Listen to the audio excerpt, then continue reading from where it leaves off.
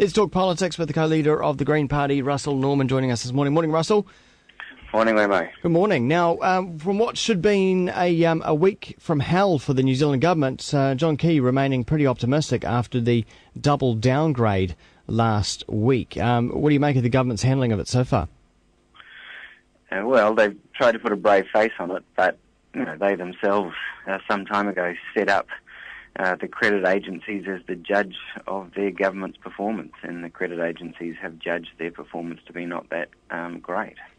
One of the issues, of course, with the credit downgrade, of course, is that what that is going to cost New Zealanders in the form of mortgages. What is your estimate going forward? How much more New Zealanders will be paying?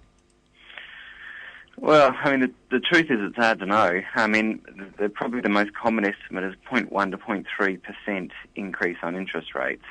And the Prime Minister a while ago talked about 1 to 2% when he was trying to, when he thought that the agencies weren't going to downgrade New Zealand, and so he was trying to pillory everyone else by saying, had there been a downgrade, it would have been a 1 to 2% increase in interest rates. That was an exaggeration. But, it's still probably 0.3% maybe on your home mortgage, which if you've got a $300,000 home mortgage is, somewhere around $17 extra a week. Do you think the government could have done anything to avoid the double downgrade?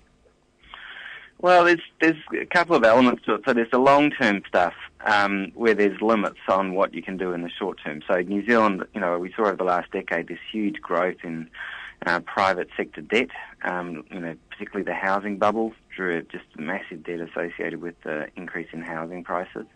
And to deal with that, you need structural things like a capital gains tax, the way the tax treatment of speculation in housing and so forth to try to stop the massive amount of debt going to that sector. And then in the short term, the government decision to borrow to pay for the Christchurch rebuild rather than strike a levy was also one of the factors, or the cost of the Christchurch rebuild was identified by the rating agencies as one of the Do you think it was a major factor? Do you think we could have avoided the downgrade if we had put a levy on? Yeah, I mean, I think it would have had a significant impact. I mean, Standard & Poor's, which is the much bigger of the two agencies that have downgraded us, they talked about the fiscal impacts of the Christchurch rebuild. They also talked about the fiscal impacts of some of the government's taxation stimulation measures. You may recall the government changed the income tax rates with the result that about $2 billion a year was given over to the top 10%. And that added enormous pressure to the government books. So those two decisions, the big tax breaks to the top and the decision not to strike a levy, have put the government's fiscal position under enormous pressure. But at the end of the day, should we care what the credit agencies think? Well, we should care to the extent that they do have some impact on interest rates and some impact on the exchange rate. I mean, paradoxically, one of the effects has been positive, of course, because the New Zealand dollar's gone down a bit, which is quite good for our economy. But we shouldn't allow the credit agencies to determine our economic policy. I mean, they work in, what they're looking at is what's your chances of getting your money back. What we need to think about is what kind of society do we want to live in and what's in the best long-term interest of the New Zealand economy. So in a longer-term green future, we would measure things by well-being and happiness and whatnot, right? So I wouldn't imagine Standard & Poor's would be very into that. No, I wouldn't imagine either.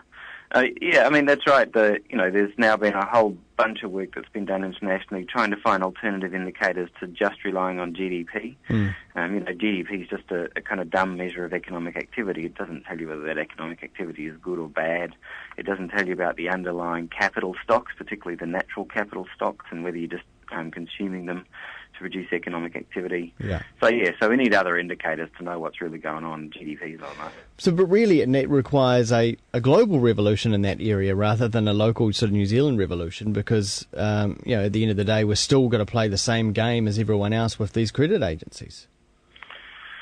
Unfortunately, there's a lot of moves internationally to develop alternative indicators. Sarkozy, the French president, has been a champion of it, and others have done it as well, trying to actually get a set of social and environmental indicators, like a dashboard on your car, that give you a good sense of what's happening, which then sit alongside GDP. so you get an idea of what's going on in your economy, in your society, in your environment. And there's some good work going on there. Have you been watching the protests in America, the Occupy Wall Street protests, with any interest at all? Yeah, it has been very interesting to see that it finally seems to be getting some pickup after it seemed to be getting quite a media blackout for quite a while. But from what I hear, CNN and Fox have been trying to catch the protesters out and make them look like fools, as opposed to actually documenting what's going on. Yeah, I mean, in the States, it's just so extreme what's happened. I mean, obviously it's worse than here in terms of the levels of unemployment and the inequality and imprisonment rates. I mean, we're heading in that direction, but we're not as bad as that yet. So, there's the extremes of the huge amounts of money going to the wealthy is really amazing in the States. Yeah. Of course, now all this double downgrade stuff overshadowed some other big news that happened, I think it was the beginning of last week, with the tragic death of another New Zealand SAS soldier in Afghanistan, but also the Defence Minister and the Prime Minister not singing from the same song sheet when it came to the SAS's purpose in Afghanistan. The Prime Minister has been trying to run this line that the SAS aren't involved in combat. And, for any common sense definition of the word, clearly they are.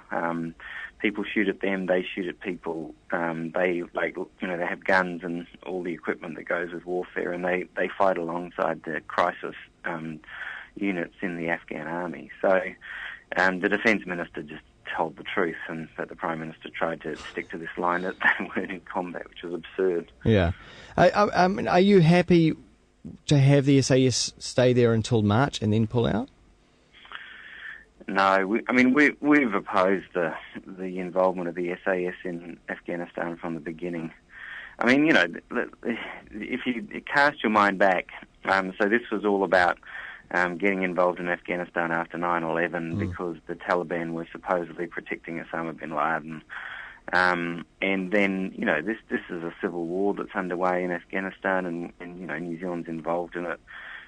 It's not going to produce any good at all, and New Zealanders are going to lose their lives, and Afghans are going to lose their lives as they're killed by New Zealanders. So the argument I think put forward by the sort of the pro-war movement there is that we're a safer country with our SAS in Afghanistan. Do you believe that? No, I mean, I'd say it's the opposite, because we actually become a target. I mean, as we become known, for those who oppose Western intervention throughout the Middle East, that's where all this, all the different, groups have come out of the years of Western involvement in the Middle East. If they see New Zealand as an active ally of the United States in Afghanistan, then we become a target as much as the United States does. So I don't see how it helps. And, what we need is actually some kind of peace process in Afghanistan, rather than trying to win an unwinnable war. Russel Norman, co-leader of the Greens, thanks very much for your time. Pleasure.